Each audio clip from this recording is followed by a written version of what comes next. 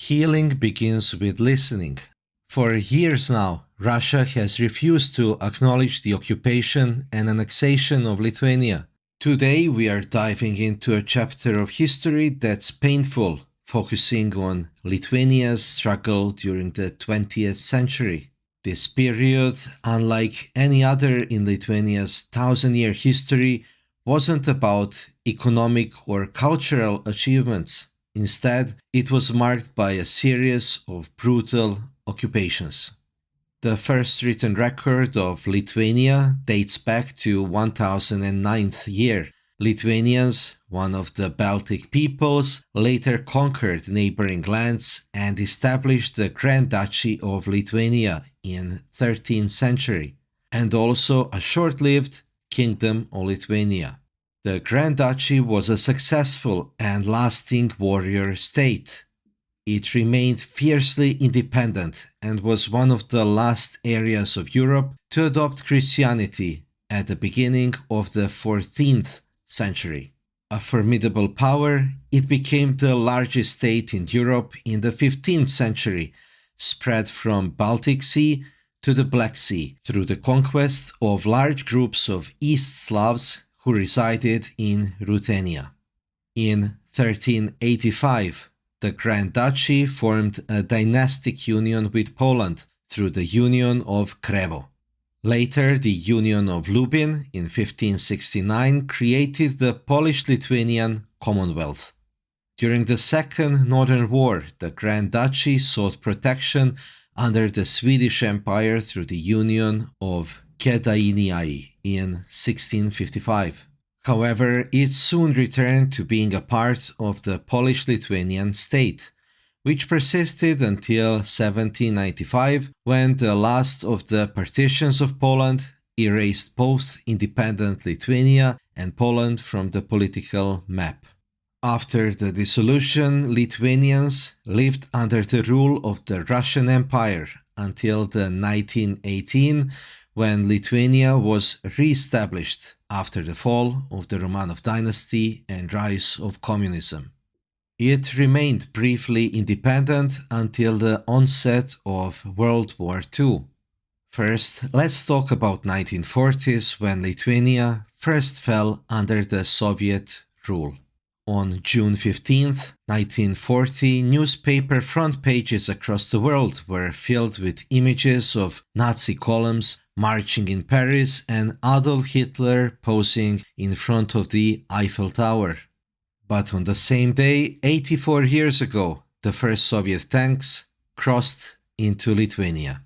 This era brought unimaginable hardships, arrests, killings, and the disbandment of the Lithuanian army, not to mention the forced deportations to Siberia's most remote corners. During the Nazi occupation from 1941 to 1944, Lithuania witnessed the tragic loss of its Jewish community, with 200,000 people, 96% of community was brutally killed. The second wave of Soviet occupation lasted from 1944 all the way to 1990. This dark period saw more deportations, a 10-year-long guerrilla war for freedom, the destruction of agriculture through forced collectivization, suppression of religion, and the rewriting of history. The scars left from those 50 years under the Iron Curtain are profound, with impacts that can't be quantified. Fast forward to 1990, Lithuania regained its independence, but the path to reconciling with its past hasn't been straightforward. And the question is why? That is what we are exploring today. We can't talk about the Baltic states' journey without acknowledging the unique challenges they face, not just nationally, but on an international level, thanks to the Soviet occupation. And here's a crucial distinction. While people in Russia suffered under their own government, the Baltics were victims of an external occupation. Recognizing this difference is essential for understanding the path to reconciliation. The fall of the Soviet Union doesn't mark the end of this story. Russia, as the Soviet Union's successor, has a role in acknowledging the past. But reconciliation needs truth as its foundation. When facts are denied and propaganda takes the place of honest dialogue, true reconciliation is out of reach. For years now, Russia has refused to acknowledge the occupation and annexation of Lithuania, despite the evidence and treaties. Such denials twist the narrative, suggesting absurdly that thousands of Lithuanians chose deportation, or that political prisoners were mere criminals. Acknowledging these realities is a step forward towards recognizing the humanity of those who suffered. In Lithuania, a significant portion of the population bears the scars of occupation. There's a generation that still reels from lost childhoods, years spent in labor camps, or the constant fear of being deemed as an enemy of their own land. Research conducted by the Genocide and Resistance Research Center of Lithuania and Vilnius University psychologists reveal that the trauma experienced by victims mirrors that of Holocaust survivors. Healing begins with listening, acknowledging their status, and calling things by their true names.